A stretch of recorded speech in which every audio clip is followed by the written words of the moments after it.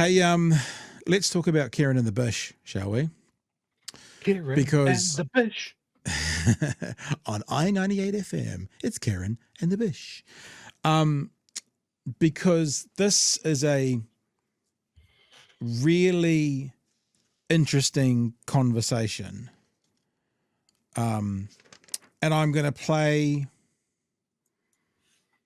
two parts. Here's the first part.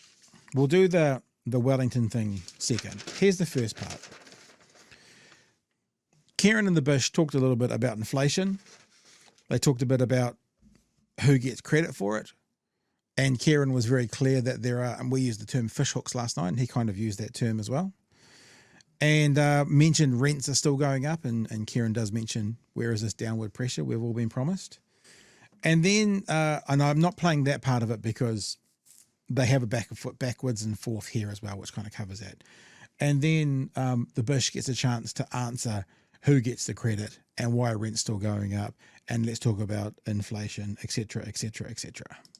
Well, a few issues there. I mean, firstly, Kainga Ora houses are 5% of New Zealand's housing stock, and the rental picture that Kieran's talking about is private sector rent. So, and also... Yes, and when there's not enough KO houses, those clients have to go into the private sector. That's how it works. Or it's still building houses. So there's a few factual errors in what Kieran's saying there. And actually rents in Wellington and Auckland are flat if you look at over the last year or so. But it is true we need to get rents under control, and the government's got a very ambitious program of housing reform in order to pick up on that. In terms of the wider inflation story, firstly, it is good news, no doubt about that.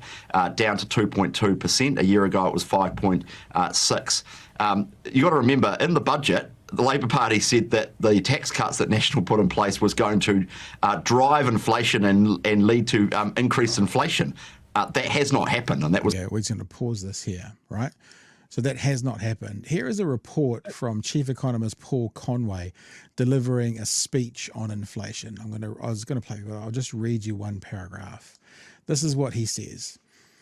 We've got this thing again. It's well established that interest rates take about 18 months to 2 years to influence inflation.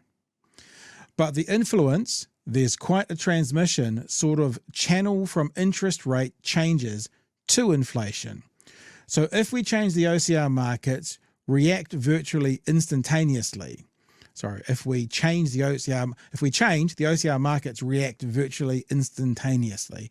And then interest rates get into those kinds of wholesale interest rates, get into retail interest rates eventually. So then consumption and investment at the margins do increase off the back of that. And then 18 months to 2 years later, it gets into inflation. So that process takes time.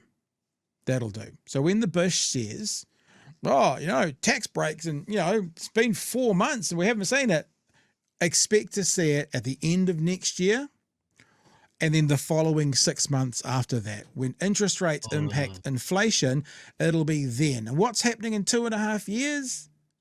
2 years? Another election coming up. So in 18 months to 2 years from now, going into the next election, that is when you will see interest rates being impacted from what this government is doing now. So what he just said there is just straight up horse shit, and we have to call them on it. Drive inflation and lead to increased inflation. That has not happened, and that was 4 months ago. So that's what they said was going to happen, and it hasn't happened. Instead, inflation's come down back into the band, and we're now seeing the Reserve Bank cutting interest rates really dramatically, which is good news. I think the government can, with respect, claim some credit for this. It is partly the Reserve Bank doing its job, but it's also the government having fiscal discipline. The mistake we saw over the last few years was Grant Robertson spending a lot of money at the same time the Reserve Bank was printing a lot of money, and that drove inflation to record highs. Now what we've got is the Reserve Bank taking demand out of the economy through the OCR, but also the government being careful about its own spending, and the combination of that has allowed inflation to return back into the band and the OCR to start dropping. And it's good news for Kiwi households and businesses. What a load of rubbish. The fiscal discipline, my foot. They're borrowing for tax cuts.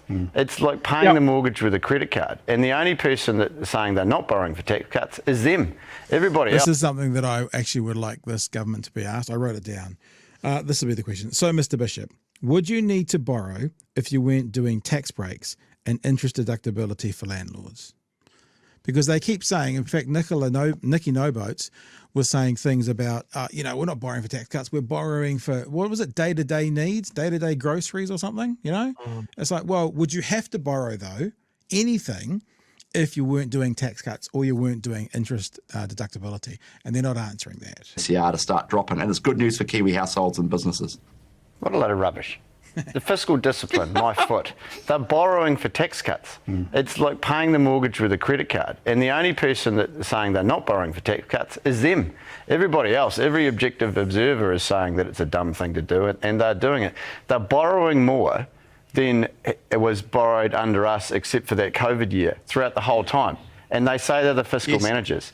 And also, to turn around and say that pausing the builds of Kaingaroa does not have an impact. See, when he moves his posture, you know he's winding up. He's winding up when you're playing a video game and you lean forward. Yep. It's, That's what he's about to do. It's serious time now. A serious time from Kieran. And also to turn around and say that pausing the builds of Kaingaroa does not have an impact on rent is absolute bollocks. If you're not building houses which people would then move into, what option have they got? They've got the private rental market. And when you don't have enough houses and too many people are competing against themselves for houses, rent goes up.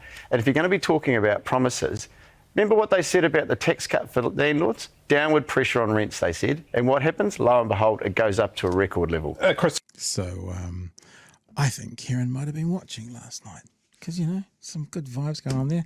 I'm going to do another clip around the Wellington mayoralty and that whole thing, Chewy, because I've got quite a bit to say about that. But I do love the every you took John Key. I'd have a beer with, who would not have a beer with Kieran McAnulty? What a load of rubbish. It's absolute bollocks. It's just real good Kiwiisms there. I love it. And he speaks, but he speaks eloquently, and he speaks backs it up with knowledge and numbers, but he just sounds like a Kiwi. It's fantastic. Sir. Why would we take the Bish seriously on this stuff? Like, it's almost alternative economics at this point. Like, it is basic economics that if you want to lower cost, you increase supply. So hitting the, let's be honest, stop button on one of the biggest home building projects that this country has seen since the end of World War II might have an effect on stuff. And it's based on a lie. It is based on the fact that it is uneconomical for Kaingaroa to do this, that they're spending all of this money. They are building assets, and this country, this government doesn't understand what a truly transformative asset is. They don't get it with housing. They don't get it with transport. They don't get it with healthcare. They just don't get it. It's as simple as that. The other part of the conversation with these two was the conversation about the mayoralty. Now, this is really important, right? This is really important for a really specific reason, and I'll explain it when they get to it. So is it Daniel Faitao who was asking this? I missed it already. Does Tory really have this? Remember, this was before the meeting. So this was earlier this morning before the meeting with Simeon. Does Tory whānau really have this? Good. Let's start with Wellington City Council. Kieran, the Wairarapa is Wellington adjacent. Does the mayor have this, or should the government step in? It's really clear criteria set out in the Local Government Act and in regulations that were published in the Gazette last year on what needs to be met before a government can intervene. And there's actually a number of options before a commissioner is appropriate. There haven't been many examples where a commissioner's been put into a council. Tauranga is the most recent, I think Kaipara before that, but it doesn't happen very often. Okay. But it is quite common for a Crown observer to go down and work with councils and help them through a few issues. Basically, we should wait and see what the advice is. And so there have been a lot of ministers, including the Prime Minister, that waded in and put the boot in here before they've even seen the advice. And that makes me think they want to make a political point. But with DIA report back and say, look, they are having some problems. The council isn't meeting its statutory obligations. Sure, that would be appropriate. But until we know that, it's all speculation. Chris Bishop, is that what your team is doing? You're just trying to make a political point here? No, I think we need to be realistic about what's happening in Wellington. It's a pretty concerning situation. Which is what? So this is He says a lot here in a few sentences that we could probably write a thesis on. We have to be realistic about what's happening in Wellington. Okay, unpack that, Christopher. What is happening in Wellington? Because what we're seeing from the outside is they're having to rejig a budget, and they've got till June of next year to sort it out. So what is happening in Wellington? I would probably get an email or someone every day. Okay, so you've had 300 emails this year about it. How many people live in Wellington? How many of you? How many other people? So 300 emails doesn't say from 300 people. That might be from 10 people, 30 of them each. Email a day doesn't sound like a huge uproar to me. For the last year or so, say to me, look, you should be really worried about Wellington. So random emailers are telling him to be worried about Wellington. I'm just trying to figure out how this government operates with where they get their advice from, for example, because it sounds like the advice for the bush is coming from randos on email. It's not just about the airport sale, to be honest. That's kind of brought to the fore a whole lot of other issues going on inside the council. And I think Wellingtonians have been concerned about the performance of the council for a while. So. Okay, now we're going to come back to this comment, but I wrote this down. Hold your P's and Q's there, Chewy. Wellingtonians have been concerned about the performance of the council for a while. I'll come back to this. So Kieran's right, to be honest. The threshold is high. At the end of the day, 2 years ago, Wellingtonians elected a council. Some people are not happy about the performance of it. There's another line that we're going to come back to. Some people are not happy about the performance of Wellington City Council. But they also, there's an election in a year's time. In fact, round about a year. And so people will get a chance to express their displeasure if indeed that manifests at the ballot box. On the other hand, we've also got an obligation as a government to make sure that Wellington is governed effectively, and there's a range of options out there, as Kieran indicates. It doesn't have to be commissioners, could be an observer. Simeon Brown's the minister's looking at the options. He's taking the advice on that, and once he's made a decision, we will do that. He's meeting the mayor this morning, so let's see where that gets to. Right. Now, let me wind up a little bit. The last comment he made, which I'm going to drag into this last part here, is we have an obligation as a government to make sure Wellington is governed efficiently. Now, let's just change the focus a little bit from Wellington to New Zealand. Do you think that we could organise it that the parliamentarians could receive an email a day telling them to be, quote, realistic about what's happening in New Zealand? Could we say New Zealanders have been concerned about the performance of the government for a while? Because he's saying Wellingtonians are concerned about the performance of the council for a while.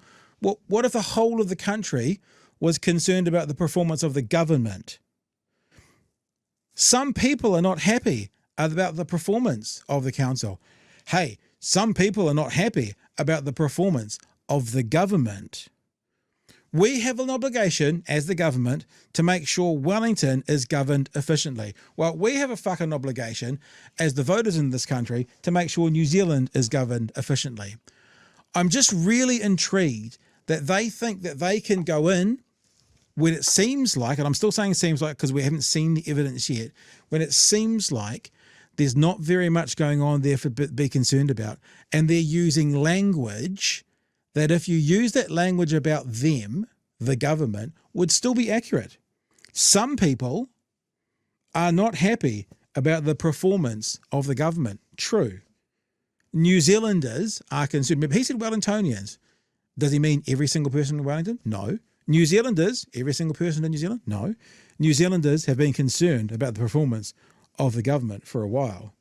And we have an obligation to make sure New Zealand is governed efficiently. If all it takes is a little bit of, we're gonna put an overseer across this Wellington government. How about we all get together and put in an overseer over the government? Because it's the same argument. Just because you're the bully book boys and you can put your weight on it to do it over Wellington, well, how about we use those same arguments against the government, because they all fit, against the government, and see what weight we can put on them.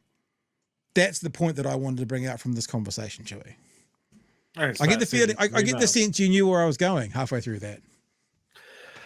I saw where you're going immediately. And the Bish doesn't see it. Like, if Yeah. you're going to make a statement like, Wellingtonians are happy, how many? How many, and how are you proving it?